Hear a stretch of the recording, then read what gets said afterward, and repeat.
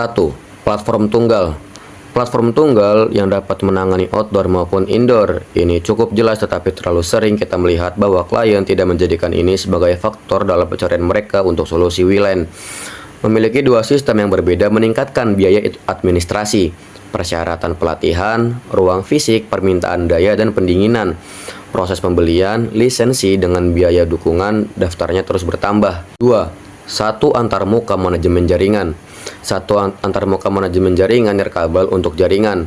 Baik lingkungan nirkabel, dalam dan luar ruangan harus dapat dikelola oleh satu antarmuka dan memungkinkan untuk menggabungkan jaringan atau mengelolanya secara terpisah. Misalnya, jika saya berjalan keluar gedung saat sedang melakukan panggilan VoIP, panggilan tersebut seharusnya tidak terputus meskipun saya bergerak dari dalam keluar. Ini hanya dapat dicapai jika saya berada di satu platform untuk kedua lingkungan. 3. Model titik akses. Berbagai model titik akses untuk indoor dan outdoor. Vendor jaringan nirkabel Anda harus menyediakan berbagai model titik akses yang dirancang untuk jenis lingkungan tempat mereka akan berada. Ini akan memungkinkan Anda untuk fleksibel dalam cara Anda menyebarkan jaringan Anda. Misalnya, titik akses luar jaringan ruangan yang khas akan kokoh untuk suhu ekstrim dan elemen. Sementara dan titik akses dalam ruangan dirancang untuk pemasangan sederhana dan di langit-langit dan tidak memiliki fitur titik akses luar ruangan yang kokoh. Titik akses yang kokoh juga akan jauh lebih mahal daripada titik akses dalam ruangan. 4. Opsi mesh.